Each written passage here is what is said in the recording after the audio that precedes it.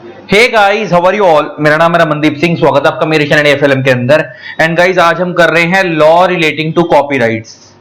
Copyright के बारे में आज हम पूरा पढ़ेंगे। कॉपीराइट के चैप्टर को हम ऑफिशियली स्टार्ट करने जा रहे हैं आज। लॉ रिलेटिंग टू कॉपीराइट में हम मेनली दो चीजें पढ़ेंगे। एक तो कॉपीराइट एक्ट प्लस उससे related rules. Copyright act India में कब आया था? 1957 में। और उससे रिलेटेड रूल्स वो आए तो पहले भी थे, लेकिन समय के हिसाब से अमेंड हुए। जो अभी इंडिया में इसके रूल्स चल रहे हैं वो कौन से चल रहे हैं? Copyright rules 2013। तो हमें लॉ रिलेटिंग टू कॉपीराइट में मोटा मोटा दो चीजें पढ़नी है। एक तो कॉपीराइट एक्ट के बारे में पढ़ना है, प्लस उससे रिलेटेड रूल्स के बारे में पढ़ना है जो 2013 में आए थे।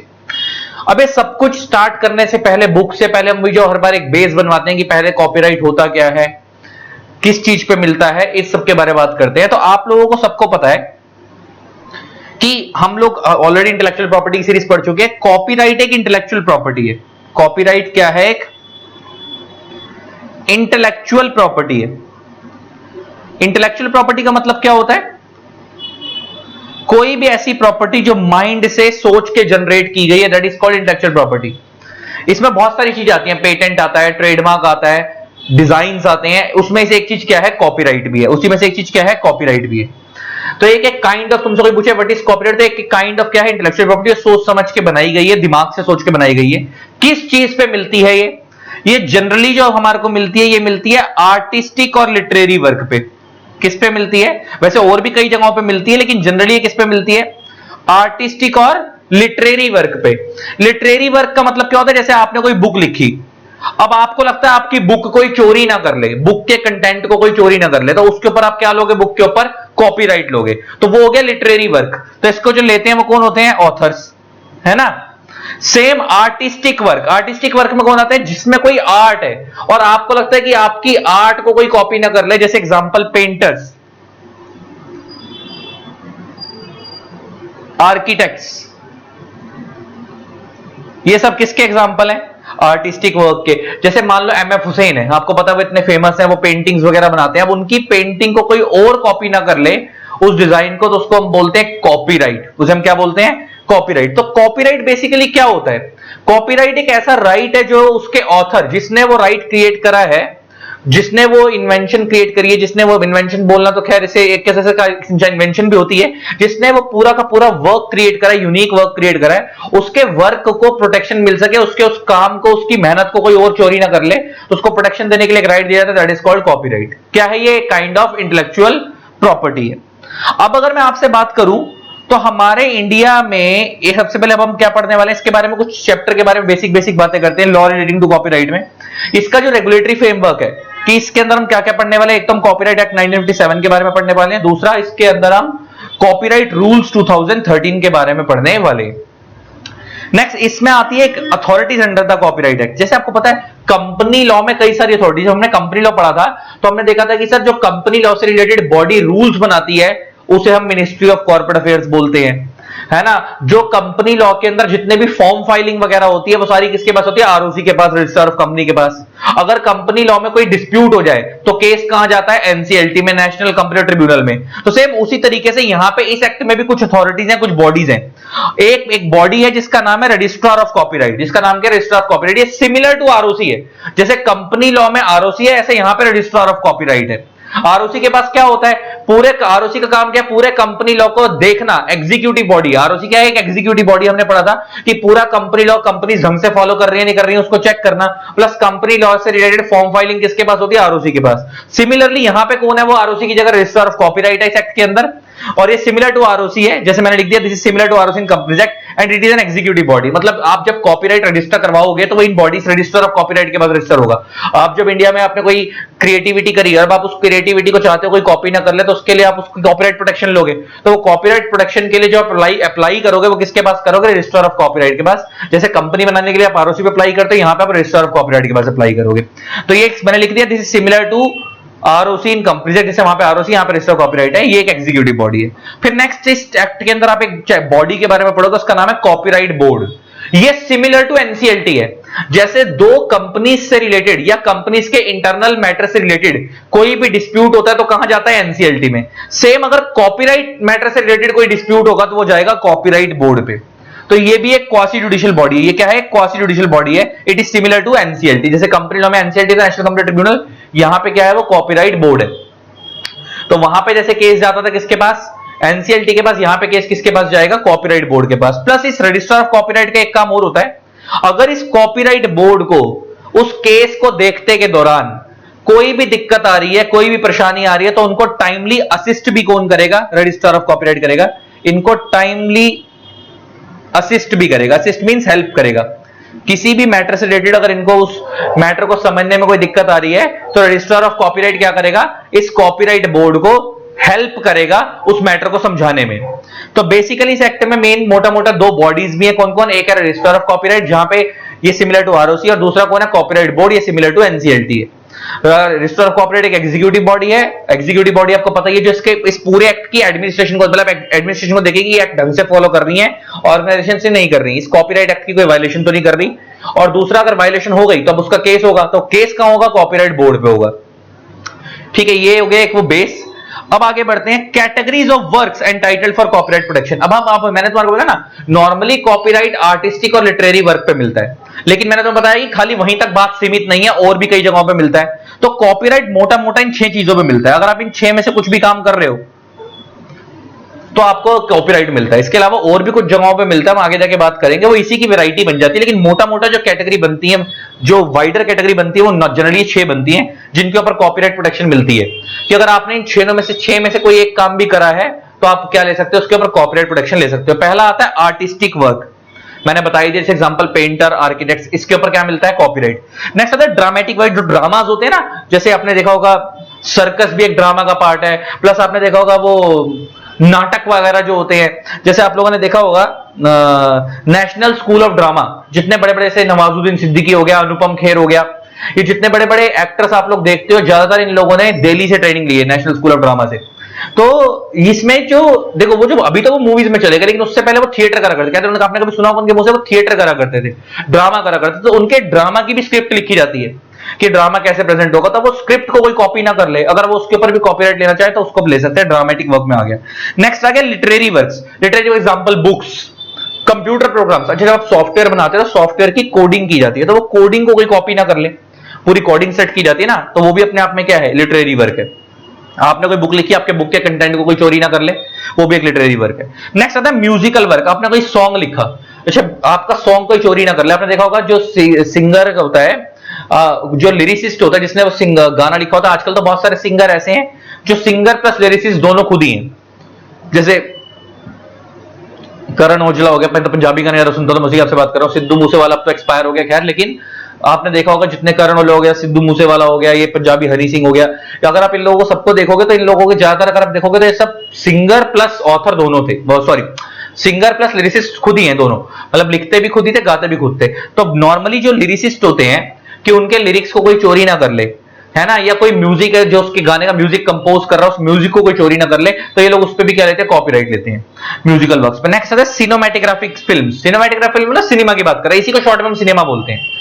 जो मूवीज लगती हैं बड़ी बड़ी थिएटर्स में, उस मूवी का कंटेंट कोई चोरी ना कर ले, दैट इज कॉल्ड सिनेमैटोग्राफिक। अच्छा, आपको देखा होगा बहुत सारी मूवी ऐसी जैसे लव स्टोरी है, तो लव स्टोरी कई सारी है, लेकिन लव स्टोरी को प्रेजेंट करने का तरीका डिफरेंट होगा, तभी कॉपीराइट। सेम आप बिल्कुल as it is movie copy नहीं कर सकते। अगर आपको एज इट इज कॉपी करनी है तो आपके उसके ओरिजिनल क्रिएटर से परमिशन लेनी पड़ेगी और उनको उसके राइट्स देने पड़ेंगे। ऐसा आपने देखा होगा, जैसे आपने देखा होगा बॉलीवुड वाले बहुत सारे साउथ की मूवीज कॉपी करते हैं, तो अगर आप वो एज इट इज कॉपी कर लेते, जैसे आपको पता होगा वांटेड जो बॉलीवुड में बनी है वो साउथ की मूवी से कॉपी की गई है। ऐसे बहुत सारी दुनिया जहान की पिक्चरें साउथ की मूवी से कॉपी करी गई हैं।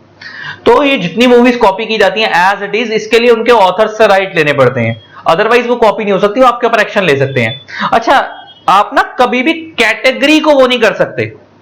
एक मिनट रुको गाइस,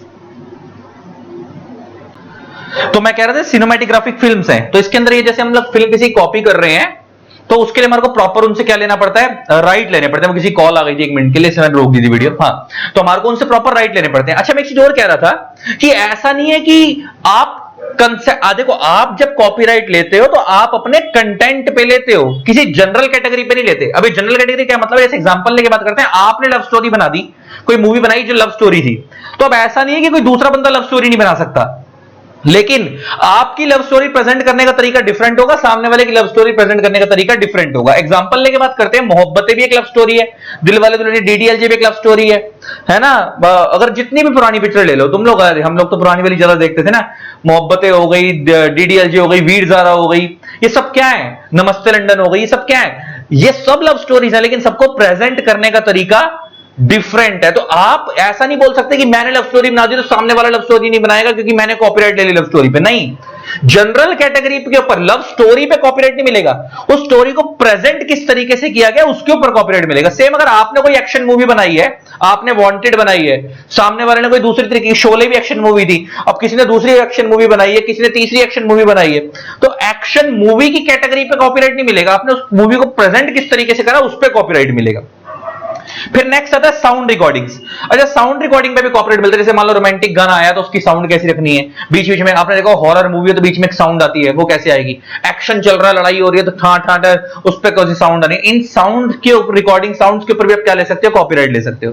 तो मेनली अलग अलग कैटेगरीज है जिनके ऊपर हम लोग क्या लेते हैं, कॉपीराइट लेते हैं। अच्छा, एक चीज मैंने और डाली है, copyright is not given on facts, copyright is given on the way of presentation of facts. ये लाइन बड़ी इंपॉर्टेंट है, मैंने आपको पहले भी समझाई थी। कॉपीराइट कभी भी फैक्ट्स पे नहीं मिलता, उसको प्रेजेंट किस तरीके से किया गया उस पे मिलता है। जैसे मान लो मैं लॉ का ऑथर हूं, अच्छा मैं अगर लॉ अपनी बुक के अंदर, अगर मैं बच्चों को हम अपनी बुक देते हैं तो उसमें सेक्शन थोड़ी बदल दूंगा, मैं सेक्शन को प्रेजेंट किस तरीके से करा है फ्लो चार्ट की फॉर्म में, उसकी थोड़ी सी वर्डिंग को सिंप्लीफाई कर दिया, तो that is called way of presentation of facts. मैं उसके ऊपर कॉपीराइट लूंगा, सेक्शन तो सबका सेम ही होगा। सेम ऐसे साइंस है, अब साइंस में लॉ ऑफ ग्रेविटी है या कोई भी ऐसी चीज है, वो कंसेप्ट थोड़ी बदल देंगे हम, लेकिन उस कंसेप्ट को प्रेजेंट किस तरीके से किया गया उस फैक्ट के वे पे कॉपीराइट लिया जाता है। तो वो क्या कह रहा है, कॉपीराइट कभी फैक्ट्स में नहीं मिलता, उसको फैक्ट्स को प्रेजेंट किस तरीके से किया गया उसके ऊपर मिलता है। सेम ऐसा करता है, लव स्टोरी एक मूवी है, वो एक फैक्ट है, उस पर नहीं मिलेगा, लव स्टोरी को प्रेजेंट किस तरीके से किया गया उस पर मिलेगा कॉपीराइट। ठीक है ना। तो सेम ऐसे जिस बुक्स में जगह जगह सेक्शंस होते हैं, लॉ होता है, तो हम लॉ के ऊपर कॉपीराइट नहीं ले सकते, लेकिन लॉ को प्रेजेंट किस तरीके से करा हर ऑथर अपना कॉपीराइट लेता है ना। सेक्शन तो कंटेंट तो सेम ही रहेगा, उसका मतलब अल्टीमेटली सेम ही निकलेगा, लेकिन प्रेजेंट करने का तरीका सबका डिफरेंट होगा। और साथ में नीचे एक नोट और डाला है कि registrar of copyright will assist copyright board in copyright matter. Copyright matters पे कॉपीराइट बोर्ड को कौन गाइड करेगा, रजिस्ट्रार ऑफ कॉपीराइट गाइड करेगा। मैंने बताया ना अभी कि कॉपीराइट बोर्ड को कभी भी कोई जरूरत है केस तो वहां जाएगा, तो रजिस्ट्रार ऑफ कॉपीराइट उसको हेल्प करेगा। तो ये मैंने आपको एक कॉपीराइट का एक ब्रीफ आइडिया दे दिया कि कॉपीराइट क्या होता है, किस पे मिलता है, इस एक्ट में अथॉरिटीज कौन कौन सी हैं वगैरह वगैरह। अब थोड़ा सा बुक से पढ़ना शुरू करते हैं इसके बारे में। देखो क्या बोलता है, the copyright act protects originally literary, dramatic, musical and artistic work. अब तुम्हारे को सब पता है, cinematograph, film and sound recording from unauthorised uses. आ गई ना बात कि आपकी मूवी को, आपके सॉन्ग्स को, आपके आर्टिस्टिक वर्क को, लिटरेरी वर्क को कोई और चोरी ना कर ले, इसलिए आप उसको प्रोटेक्ट करने के लिए क्या लेते हो, कॉपीराइट लेते हो। Under article 9.2 of the trips agreement, आपको ये बात पता होगी, इसके बारे में मैंने पहले बता भी रखा है दूसरे चैप्टर्स के अंदर। ट्रिप्स की फुल फॉर्म क्या थी, trade related aspects of intellectual property rights. Trade related aspects of intellectual property rights, trade related aspects of intellectual property rights, trips. Trips agreement इसको हम बोलते हैं, trade related aspects of intellectual property agreements, intellectual property rights, इसको हम trips agreement था। ये एक agreement था। इस एग्रीमेंट को कौन मैनेज करता है, रुक जाओ, इस एग्रीमेंट को कौन मैनेज कर रहा है, WTO।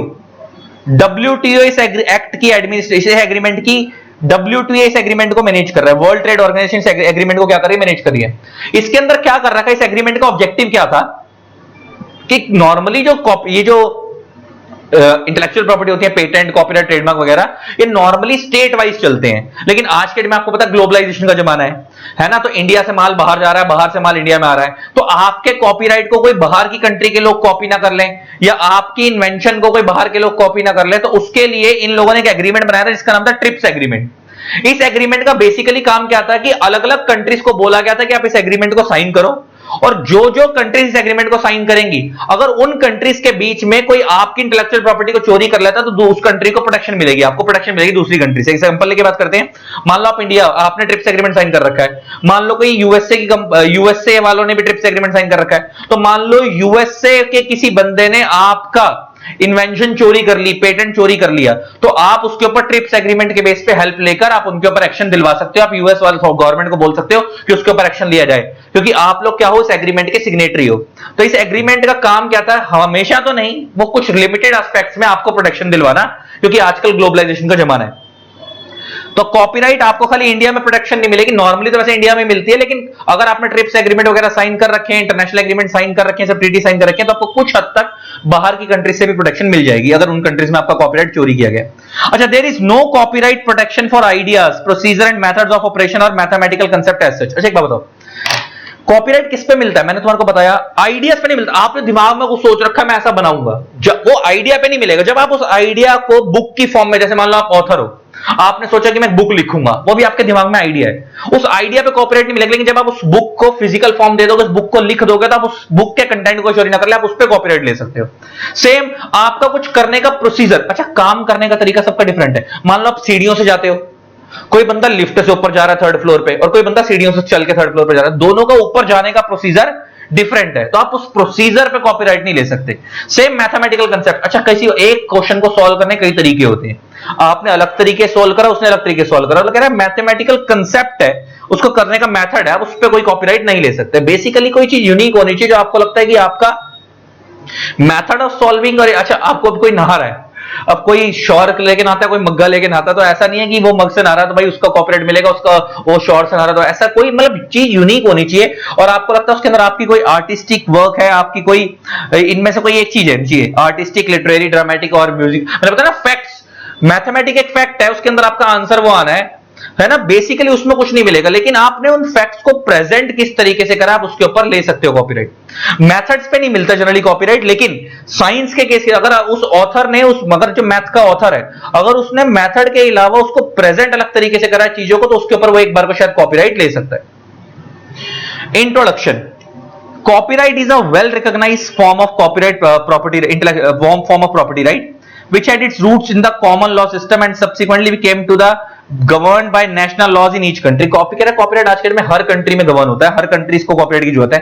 Copyright as the name suggest arose as an exclusive right of the author to copy the literature produced by him and stop other from doing. तो कॉपीराइट का सिंपल नाम, मतलब क्या नाम ही सजेस्ट करता है कि कॉपीराइट, कि उसको कॉपी करने का राइट सिर्फ आपके पास है। अगर मान लो मैं ऑथर हूं और मैंने कोई बुक लिखी है, तो उसको कॉपी कर करके सिर्फ मैं ही बेच सकता हूं, कोई दूसरा बंदा मेरी बुक को कॉपी करके मार्केट में नहीं बेच सकता, है ना। अगर वो करेगा तो मैं उसके ऊपर एक्शन लूंगा, क्योंकि वो अनऑथराइज्ड यूज है। There are well-known instances of illegal intervention of punish a person for copying literature or aesthetic out। Aesthetic का मतलब है, aesthetic means related to beauty of another even before the concept of copyright took shape। मतलब कह रहा है आपको बहुत सारी चीजें दिखेंगी कि आपके कंटेंट ऑनर्स ने आपकी बुक को, आपकी चीजों को कॉपी करा, इलीगल इंटरवेंशन करी, फिर उसके बाद उसके ओरिजिनल ऑनर्स ने उनके ऊपर क्या लिया, एक्शन लिया। The concept of idea was originally concerned in the field of literature and art। Basically क्या है, कॉपीराइट की जो प्रोटेक्शन है वो आर्टिस्टिक वर्क पे और लिटरेचर में ज्यादा मिलती है, मैंने बताया ना। बेसिकली कॉपीराइट आर्टिस्टिक और लिटरेरी वर्क पे मिलता है। आर्टिस्टिक और लिटरेरी वर्क क्या होता है आपको पता है। Today, copyright law has extended to protection not only to literary, dramatic and musical artistic, but also sound recording, film, broadcast, cable program and typographical arrangements। What is typographical? Typographical बोल रहे, typographical बोल रहे, बंदे की अलग pronunciation है। But इस typographical arrangement कह रहा क्या, पहले तो copyright खाली artistic और literary work पे मिलता था, लेकिन जब से समय बदला है तो आजकल फिल्म्स पे, साउंड रिकॉर्डिंग्स पे, कंप्यूटर प्रोग्राम, सॉफ्टवेयर वगैरह सब पे मिलता है। Plus typographical arrangement. Typographical arrangement का मतलब होता है किसी चीज को इस तरीके से अरेंज करना कि वो चीज अंडरस्टैंडेबल हो जाए। मान लो कोई शब्द है, वो गलत तरीके से लिखे हुए हैं या फैले फैले लिखे हुए हैं, आपको समझ नहीं आ रहे, अब आपने उसको इस तरीके से लिख दिया, कोड कर दिया कि वो अंडरस्टैंडेबल हो गया। जैसे एग्जांपल दिखाता हूं तुम्हारे को, गूगल पे दिख जाएगा।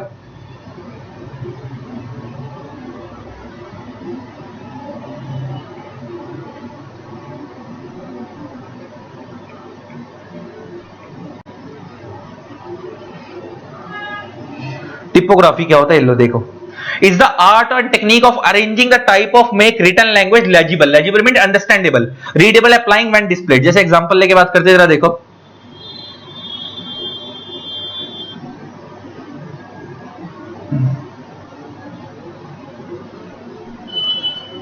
मैं एक चीज दिखाता हूं तुम्हारे को टिपोग्राफी को लेकर, तुम्हें ज्यादा बेटर समझ आएगा।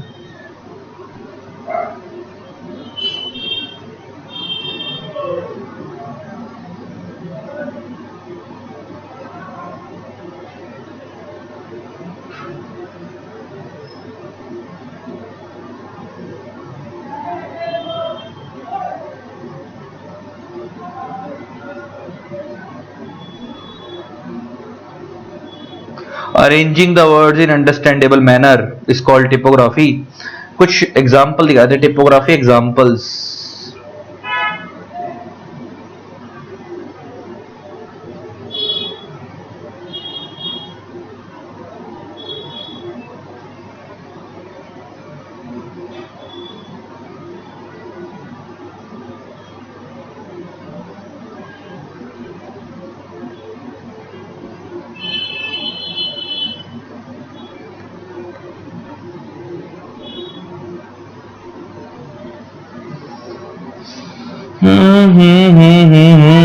यार एक बहुत अच्छा एग्जांपल था जो मैं तुम्हारे को दिखाना चाह रहा था, वो दिख नहीं रहा मेरे को।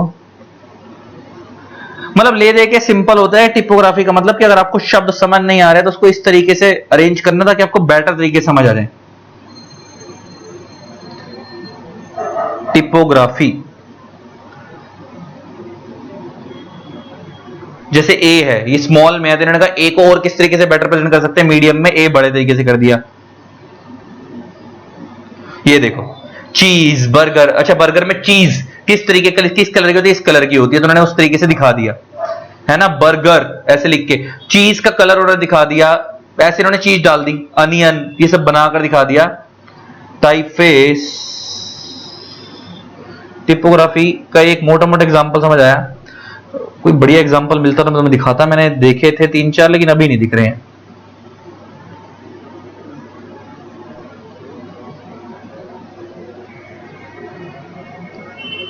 ये रहा। टिपोग्राफी के अंदर खाली लिखना नहीं होता, किसी चीज को प्रेजेंट करना। जैसे मान लो इन्होंने लिखा है कि भाई एक मील है, आपको देंगे, मैकडी के अंदर लिखा होता है मील देंगे, मील, तो मील का मतलब क्या होता है, सामने प्रेजेंट कर दिया कि इसमें एक बर्गर होगा, एक कोक होगी, एक साथ में फ्राइज होंगे। ये भी क्या एक टिपोग्राफी है कि चीज को इस तरीके से प्रेजेंट करना कि सामने वाले को देखते ही समझ आ जाए। ये इन्होंने एग्जांपल दिए हैं इसके। पिज्जा है, अब पिज्जा किस तरीके का होता है, उन्होंने ऊपर शेप बना दी है, दैट इज ऑल्सो टिपोग्राफी। तो किसी चीज को समझाना इज कॉल्ड टिपोग्राफी। तो कह रहा है आप देखो, आपका प्रेजेंट करने का तरीका अलग है, सामने वाले ने अपनी प्रोडक्ट को अलग तरीके से प्रेजेंट करा, उनका तरीका अलग है। तो आपने देखो कि मैकडी के लोगों में मैकडी का बर्गर अलग तरीके से प्रेजेंट किया जाता है, बर्गर किंग के लोगों में उनका अलग तरीके से प्रेजेंट किया गया, दोनों का स्टाइल अलग है।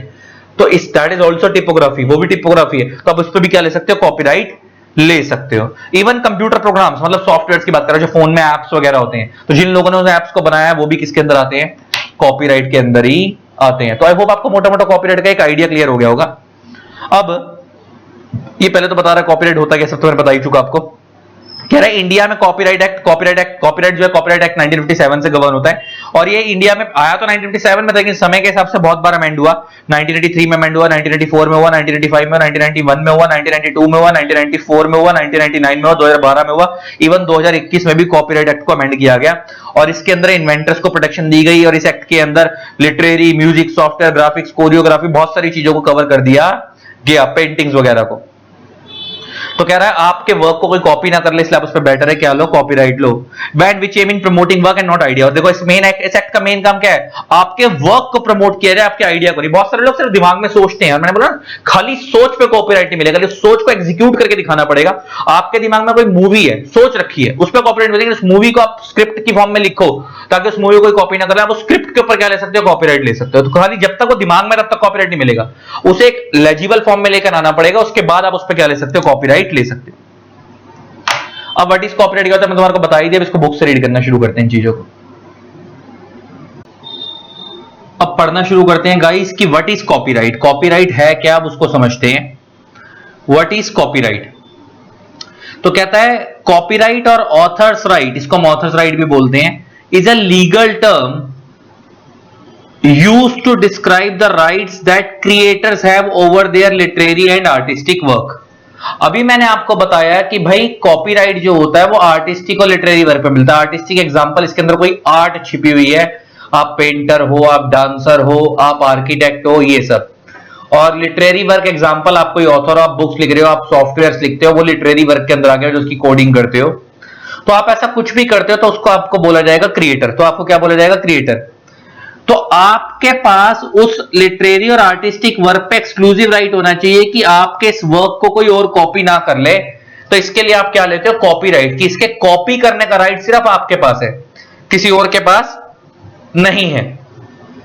इसीलिए आप देखते होंगे कि जो मूवीज वाले होते हैं, जब मूवीज आती हैं तो वो लोग रिक्वेस्ट करते हैं कि आप मार्केट से पायरेटेड मूवीज ना खरीदें, है ना, या पायरेटेड, पहले तो सीडी डीवीडी आया करती थी, आजकल तो पायरेटेड मूवीज टॉरेंट से, यूट्यूब वगैरह से मिला जाती हैं, इधर उधर से मिल जाती हैं, है ना, अलग अलग एप्स हैं जहां से डाउनलोड हो जाती हैं। तो वो लोग रिक्वेस्ट करते हैं आपसे कि पायरेटेड मूवीज डाउनलोड ना करो, रिकवर ना खरीदो, क्योंकि उससे उनका नुकसान होता है, जो प्रोड्यूसर्स हैं, जो फिल्म मेकर्स हैं, उनका नुकसान होता है ना। अगर वो बेचना भी है उस राइट को तो वही बेचेंगे। जैसे अगर मान लो वही कोई मूवी आई है और वो थिएटर पे लगी और साथ में वो उसको ओटीटी पे, अमेजॉन प्राइम पे, नेटफ्लिक्स पे चलवाना चाहते हैं, तो अमेजॉन प्राइम वाले, नेटफ्लिक्स वाले उनको बहुत पैसा देते हैं ताकि उनको उनका जो उन्होंने मेहनत करी है, प्रोड्यूसर्स ने, मूवी क्रिएटर्स ने, उनको उसका रिटर्न मिल सके। लेकिन अगर वही मूवी अगर यूट्यूब वगैरह पे या किसी दूसरे सोशल मीडिया प्लेटफॉर्म पे फ्रीली अवेलेबल हो जाएगी तो लोग अमेजॉन प्राइम पे जाकर और नेटफ्लिक्स वगैरह पर जाकर देखेंगे ही नहीं, और जब जाकर देखेंगे ही तो सब्सक्रिप्शन की जरूरत ही नहीं पड़ेगी लोगों को, तो पेड सब्सक्रिप्शन लेंगे ही नहीं, तो इससे उनकी मूवीज पे इंपैक्ट पड़ता है। तो इसलिए वो जो उनके ऑथर्स हैं वो कॉपीराइट लेते हैं कि कल को अगर कोई इसको अपने फ्री प्लेटफॉर्म पे डालेगा तो वो लोग उसके ऊपर एक्शन ले लेंगे। तो works covered by copyright range from books, music, paintings, sculptures, sculpture means मूर्तियां, and films to computer programs, computer programs मतलब सॉफ्टवेयर्स, एप्स जो आप लोग फोन में यूज करते हो, database, advertisements, maps and technical drawings, ये सब क्या है, सारी चीजें क्या हैं, कॉपीराइट के अंदर ही आती हैं, सारी चीजें कॉपीराइट के अंदर ही आती हैं। बात समझ आ रही है ना। तो कॉपीराइट में क्या क्या आता है हमारे को ये समझ आ गया, ठीक है जी। आगे बढ़ते हैं, आगे क्या कहता है, computer program, database, advertisement, maps, technical advertisement, ये तो हमारे को समझ आ गया। एक मिनट रुको गाइस, स्क्रीन मेरे ख्याल से वर्क नहीं कर रही, रुको। अब आगे क्या कहता है गाइस, देखो, the object of copyright is to protect and reward the general advantages that is the authors labour on the created work. आ गई ना बात। जो भी ऑथर है, ऑथर का मतलब यहां पे कौन है, यहां पे ऑथर का मतलब बुक लिखने वाला ऑथर नहीं है। अगर कोई म्यूजिक वाला बंदा है जिसने म्यूजिक बनाया है, कंपोजर है, वो भी ऑथर है ना। अगर कोई सिंगर है उसने गाना गाया, वो भी ऑथर है। अगर कोई फिल्म मेकर है उसने मूवी लिखी है, वो भी ऑथर है। अगर कोई बंदा बुक लिख के बैठा है वो भी ऑथर है। अगर कोई बंदा मैगजीन लिख के बैठा है वो भी ऑथर है। तो हर एक बंदा जिसने कोई अपने प्रोडक्ट पे कॉपीराइट लिया है, अपने आर्टिस्टिक वर्क पे, अपने लिटरेरी वर्क पे, वो हर बंदा क्या है, ऑथर है। तो कह रहा है कि कॉपीराइट का मेन ऑब्जेक्टिव क्या होता है कि उसको एडवांटेजेस मिले, उसकी लेबर, उसकी मेहनत का फायदा कोई और ना उठा ले। तो अगर आप कॉपीराइट लोगे तो आप उस पर एक्शन ले सकते हो। This help the writers to constantly produce and carry out more plays. आ गई ना बात। तो इससे क्या होता है, अगर आप कॉपीराइट ले लोगे तो राइटर के पास, जिसने भी वो अपने प्रोडक्ट पे, मान लो मैंने कोई बुक लिखी है तो मैं राइटर हो गया, तो मेरे उस बुक को कितनी कॉपी मार्केट में बेचनी है, वो प्रोड्यूस करने का राइट सिर्फ मेरे पास है। Carry out more plays means कितना ज्यादा उसको प्रोडक्ट निकाल के मार्केट में बेचना है, कितनी कॉपी निकलवानी है, वो सब मेरे हाथ पास राइट होना चाहिए, किसी और के पास नहीं होना चाहिए। यही सब इसमें बेसिक बातें कर रहा है। आप इस पैराग्राफ को पढ़ोगे तो आपको समझ आ जाएगा।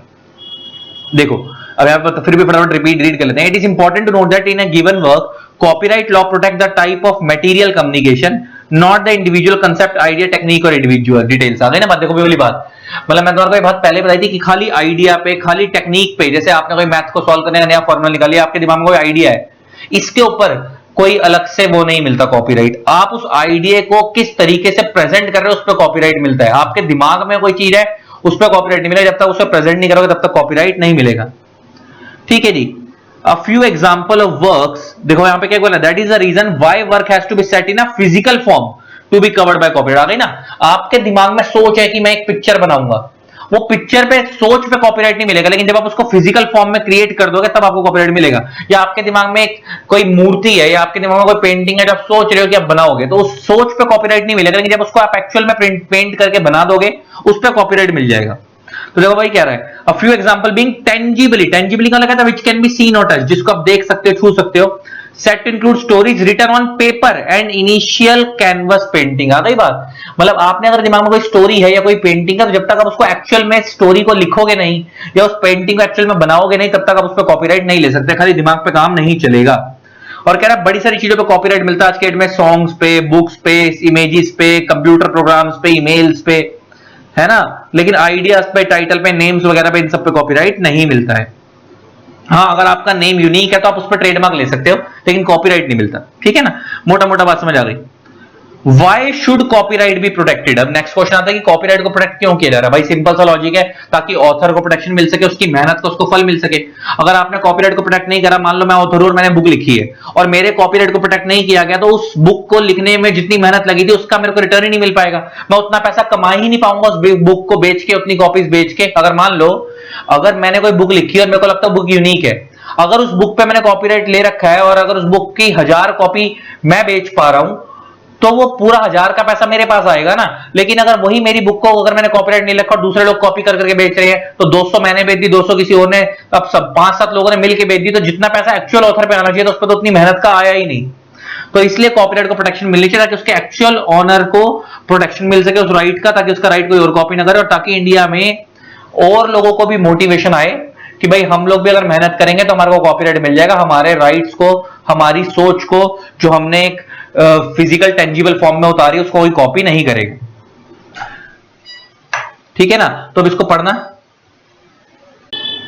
तो अब इसको बुक से पढ़ते हैं। Why copyright should be protected को कहता है, copyright ensures certain minimum safeguards of the right of authors over their creation. आ गई ना बात। अभी मैंने आपको बताया कि कॉपीराइट को प्रोटेक्ट क्यों करना चाहिए, ताकि उसके ऑनर को उसकी मेहनत का फल मिलना चाहिए, कि जितनी भी कॉपी उसको करके बेचना है वो उसका ऑनर ही बेचे, कोई दूसरा बंदा ना बेचे। तो अगर उसके पास कॉपीराइट होगा तो वो दूसरे बंदे पे एक्शन ले पाएगा। तो यही कह रहा है कि कॉपीराइट क्या इंश्योर करता है, मिनिमम सेफगार्ड इंश्योर करता है कि कोई दूसरा बंदा उसके राइट को कॉपी ना करे, thereby protecting and rewarding creativity. तो आपकी क्रिएटिविटी को रिवॉर्ड मिल रहा है ना, कि जो आप मेहनत कर रहे हो वो आप ही कमाओ उस पैसे का, कोई और ना कमाए। Creativity being in the keystone of progress, no civilised society can afford to ignore the basic requirement of encouraging the same. क्योंकि अगर हमने आज इस चीज को प्रोटेक्ट नहीं करा तो दूसरे जो ऑथर्स हैं वो एनकरेज कैसे होंगे, उनको एनकरेजमेंट कैसे मिलेगी। उनको यही लगता रहेगा कि यार हमने जो मेहनत करी है वो कोई और चोरी कर रहा है और उन पे एक्शन तो लिया जा नहीं रहा, तो कोई भी बंदा मेहनत ही नहीं करेगा, है ना, उसको, क्योंकि उसकी मेहनत को से फल तो मिलेगा नहीं। तो इसलिए उसको उसकी मेहनत का फल मिले, है ना, तो इस चक्कर में कॉपीराइट प्रोटेक्शन मिलती है। तो economic and social development of society is dependent on creativity. क्योंकि अब इकोनॉमिक इन सोशल डेवलपमेंट का समझ आता है ना, इकोनॉमिक मतलब इन टर्म्स ऑफ मनी, सोशल मतलब देखो, अगर मैं मान लो मैं ऑथर हूं तो मेरे को इकोनॉमिकली लॉस तो होगा ही, क्योंकि मेरी बुक है। अगर वो चोरी कर लेगा कोई तो मेरे को जो फाइनेंशियली जो मेरी बुक मार्केट में बिक सकती थी उसका तो लॉस हो ही रहा है। प्लस सोशल लॉस क्या है, कि जो भाई मैं समाज में लोगों को बड़े प्राउडली बोलता था कि ये बुक मैंने लिखी है, समाज में मेरे को एक रिकॉग्निशन मिलनी थी, वो प्रूव ही नहीं हो पाएगी। वो कहेगा यार वो तो उसने भी लिखी हुई है। तो सोशल और इकोनॉमिक दोनों लॉस होंगे। तो इसलिए प्रोटेक्शन मिलनी चाहिए किसको, कॉपीराइट प्रोटेक्शन ओनर को, द कॉपीराइट ओनर को। The protection provided by copyright पे the efforts of writers, artist, designers, हर किसी को प्रोटेक्शन मिलनी चाहिए इस एक्ट के अंदर, जिसने भी कोई क्रिएटिव वर्क किया है। यही सब उसके अंदर बता रहा है वो, ये तुम्हारे को बताई दिया। The copyright act provides an economic right. Economic right का मतलब होता है right in terms of money, right in terms of money. अब इसका क्या मतलब है, money to reproduce the work, to issue copies, to perform और communicate it to the public, to make any cinematographic film और साउंड रिकॉर्डिंग, और to make any adaptation और translation of the work. अब इसका क्या मतलब है इस लाइन का, इसका मतलब यह है कि देखो आपको इकोनॉमिक राइट मिल रहा है। इकोनॉमिक राइट मतलब आपने कोई बुक लिखी है, आपने कोई मूवी लिखी है, सिनेमाग्राफी करी है, आपने कोई भी चीज आपने की है, कोई साउंड रिकॉर्डिंग की है, कुछ भी की है, तो उसका इकोनॉमिक राइट आपको मिलना चाहिए। इकोनॉमिक राइट मतलब उसके उस सोर्स से जो भी, उस क्रिएटिविटी से जो भी पैसा मिलेगा वो आप ही कमाओ। अगर आपकी कोई क्रिएटिविटी चोरी भी कर लेता है तो आपको सामने वाले से कंपनसेशन भी मिलता है इसके अंदर, है ना। ये जैसे कैसे मिलता है, मैं एग्जांपल लेके बात करता हूं। मान लो मैं ऑथर हूं और मैं हर साल 2000 बुक्स बेचता हूं मार्केट में सेल करके। मान लो किसी ने मेरी बुक फोटोकॉपी कर करके बेचनी शुरू कर दी और मेरी हर बार की सेल 2000 होती है, लेकिन इस बार खाली 500 बिकी है, 1500 बुक्स मेरी बिकी ही नहीं। और मेरे को पता लग गया कि कौन सा बंदा मेरी बुक्स फोटोकॉपी कर करके बेच रहा है। तो अगर मैंने प्रूव कर दिया कि मैं हर साल 200 बेचता था, 2000 बेचता था और इस बार खाली 500 बिकी है, और वो इस बंदे की वजह से इंपैक्ट हुई है, अगर मैं कोर्ट में प्रूव कर देता हूं, कोर्ट का मतलब यहां पे क्या है, कॉपीराइट बोर्ड, उधर मैं प्रूव कर देता हूं, तो उस केस में मेरे को 1500 बुक्स का सामने वाले से कंपनसेशन मिलेगा, प्लस जो उसने मेरे को मानहानि पहुंचाई है, मेरा समय बर्बाद करवाया, उसका कंपनसेशन अलग से मिलेगा। The act also provides the right to claim authorship of the work, an integrity right to protect one's honor and reputation, and a general right not to have a work falsely attributed to oneself। अगर ना falsely attributed का मतलब होता है समर्पित करना। समर्पित करना मतलब कोई दूसरा बंदा ये ना बोले कि ये राइट मेरा है। अगर आपने कॉपीराइट ले लिया तो वो राइट सिर्फ आपका है, कोई दूसरा बंदा उस पर झूठा क्लेम नहीं कर सकता कि ये राइट उसका है, फॉल्स क्लेम नहीं कर सकता। लिखा ना फॉल्सली एट्रीब्यूट टू वनसेल्फ, मतलब कोई दूसरा बंदा ये नहीं बोल सकता कि ये बुक मैंने लिखी थी या ये मूवी मैंने बनाई थी या ये गाना मैंने बनाया था। अगर आपने कॉपीराइट ले लिया तो ये प्रूव है कि अपने आप में कि वो उसके मालिक आप ही हो। अब आपको ना इस चैप्टर में कुछ डेफिनेशंस पढ़ा रहा है। ये डेफिनेशंस जो हैं आपको जिसके अंदर वो पढ़ा रहा है, ये आपके पेपर में तो एज सच नहीं आ सकती, मेरे को लगता नहीं कुछ खास वो पूछेगा। एक डेफिनेशन कई बार पूछ लेते हैं पेपर में, ऑथर का मतलब क्या है एज पर कॉपीराइट एक्ट। बाकी डेफिनेशन तो मेरे को लगता नहीं वो पूछेगा, लेकिन स्टिल मैं डेफिनेशंस का मतलब क्या है मैं आपको वो समझा रहा हूं। देखो एक इधर वर्ड आएगा एडेप्टेशन, इस चैप्टर में जगह जगह यूज होगा। एडेप्टेशन का मतलब होता है चेंज, बदलाव। नॉर्मली एडेप्टेशन का मतलब क्या होता है, चेंज। अब यहां पे इस चैप्टर में एडेप्टेशन का मतलब क्या है, adaptation means in relation to a dramatic work the conversion of work into non dramatic work. अच्छा, ड्रामेटिक वर्क को नॉन ड्रामेटिक वर्क में कन्वर्ट करना। अब इसका क्या मतलब है? अच्छा, ड्रामेटिक वर्क क्या होता है मैंने आप लोगों को बताया था। ड्रामेटिक वर्क के अंदर मूवी आती है, ड्रामेटिक वर्क के अंदर ड्रामाज आते हैं, जो सीरियल्स आते हैं, टीवी सीरियल्स, जिसको हम टीवी सीरियल्स टाइप बोलते हैं सॉरी, ये सब किस में आते हैं? ड्रामेटिक वर्क के अंदर आते हैं। हालांकि सिनेमैटिक वर्क में भी आते हैं, लेकिन ये ड्रामेटिक में भी आते हैं, क्योंकि सिनेमा भी अपने आप में एक ड्रामा ही है जहां पे एक्टिंग की जाती है। ये सब चीजें आती हैं। अब इसको नॉन ड्रामेटिक वर्क में कन्वर्ट करना। नॉन ड्रामेटिक वर्क मतलब बुक्स, मैगजीन्स, नोवेल्स एटसेट्रा, इन्हें हम बोलते हैं नॉन ड्रामेटिक वर्क। तो मान लो आपकी बुक बहुत ज्यादा फेमस हो गई और आपने उस बुक की एक क्या कर दी, मतलब सॉरी, आपका मान लो आपने कोई मूवी बनाई थी, वो मूवी बहुत ज्यादा फेमस हो गई और आपने उस मूवी को एक बुक की फॉर्म में कन्वर्ट कर दिया कि जो बंदा मूवी नहीं देख सकता, वो कईयों को बुक रीडिंग का शौक है तो बुक पढ़ ले, या मैगजीन की फॉर्म में क्रिएट कर दिया। इसको हम बोलते हैं conversion of dramatic work into non dramatic work. तो इसको हम एडेप्टेशन बोलेंगे।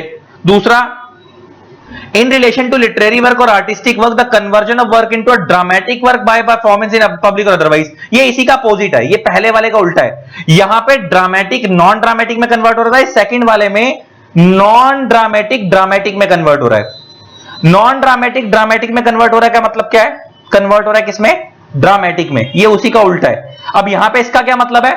जैसे मान लो आपने कोई बुक लिख रखी है, या आप कोई सिंगर हो, आपने वो गाना, मतलब सॉरी, आप कोई लिरिसिस्ट हो, आपने गाना लिख रखा है।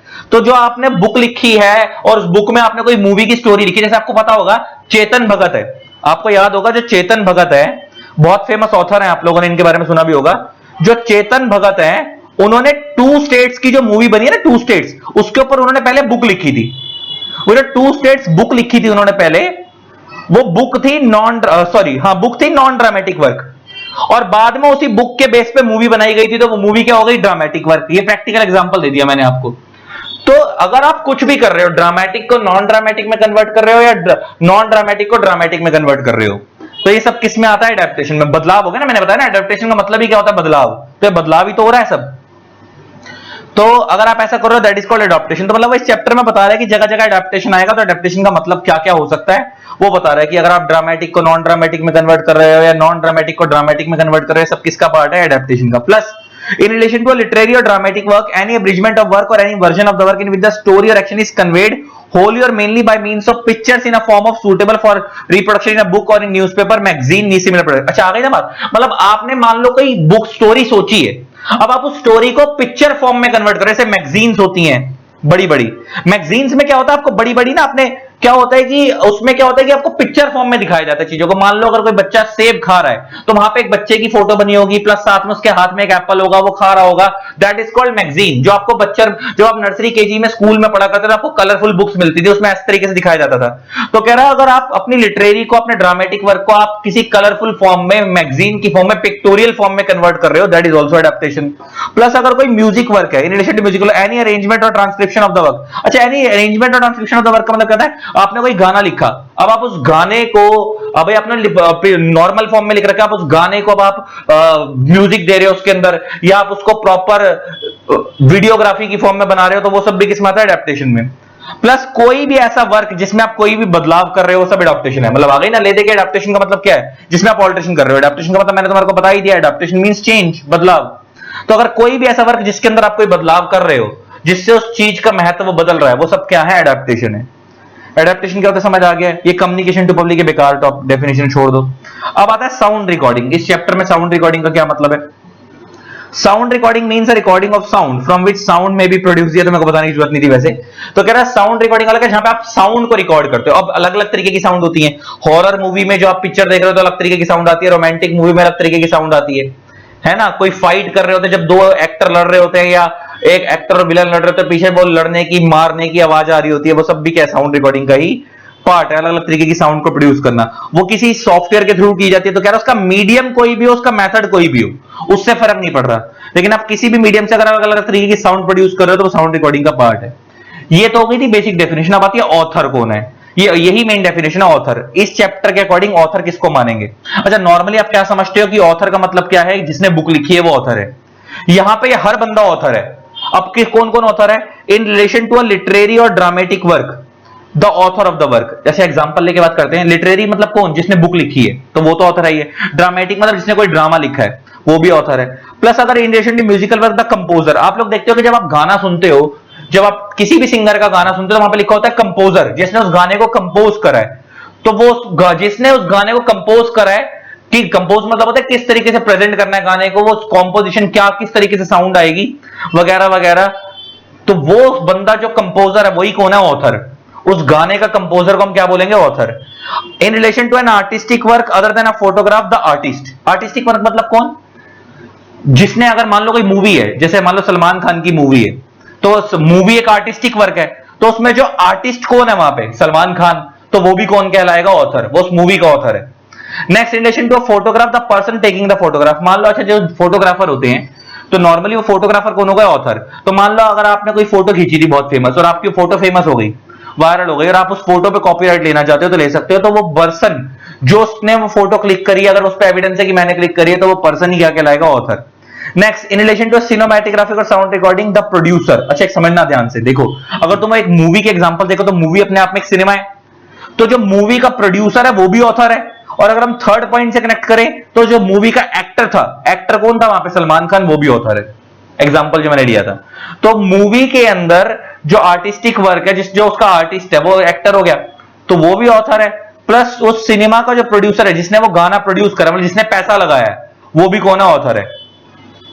प्लस इसके अलावा in relation to any literary और ड्रामेटिक म्यूजिकल और artistic work which is a computer generated the person who causes the work to be created. मतलब लेते कि इसके अलावा कह रहा है कोई भी म्यूजिकल ड्रामेटिक वर्क हो या आर्टिस्टिक वर्क हो, जिस बंदे ने भी वो वर्क क्रिएट करा है। मान लो अगर मैं गाना लिखा मैंने, अच्छा अगर मान लो मैंने गाना लिखा है म्यूजिकल के अंदर, तो म्यूजिक के अंदर गाना मैंने लिखा, मैं लिरिसिस्ट हो गया, तो मैं लिरिक्स, मैंने उस वर्क को क्रिएट करने के लिए हेल्प करी है, तो मैं भी ऑथर हूं। प्लस वो जो उस गाने का कंपोजर है, लिरिक्स तो मैंने लिखे है, लिरिसिस्ट तो ऑथर है, प्लस उस गाने का कंपोजर है कि इस गाने को किस तरीके से प्रेजेंट करना चाहिए, किस तरीके से इसमें ट्यूनिंग आनी चाहिए, वो भी कौन है? ऑथर है। तो इसका मतलब एक चीज के कई ऑथर भी, जैसे मूवी में सलमान खान एक्टर भी ऑथर है, प्लस उसका प्रोड्यूसर भी ऑथर है, लेकिन डायरेक्टर ऑथर नहीं है। तो ले देखिए ये ऑथर एक बहुत वाइडर डेफिनेशन है। इन सबको हम इस चैप्टर में क्या मानेंगे? ऑथर। तो नॉर्मली आप ऑथर बुक समझते हो, लेकिन ऑथर में सिंगर भी आते हैं, ऑथर के अंदर लिरिसिस्ट भी आते हैं, ऑथर में कंपोजर्स भी आते हैं, जो फोटोग्राफ खींच रहा है वो भी ऑथर है। तो सब इस चैप्टर में क्या है? ऑथर है। तो ऑथर इस चैप्टर में कौन कौन माना जाएगा, किस किस वर्क के लिए, आपको समझ आ गया। बस आज की क्लास को यहीं समाप्त करते हैं। अगली क्लास से आगे की बात करेंगे। आपका एक बेस बन गया इस चैप्टर का, कॉपीराइट क्या होता है, किस पे मिलता है, क्यों मिलता है, और इस चैप्टर की कुछ डेफिनेशंस कवर हो गई। बाकी आगे की बात डिटेल में अगली क्लास से करेंगे। चलो, thanks a lot, bye bye, love you all, Tata.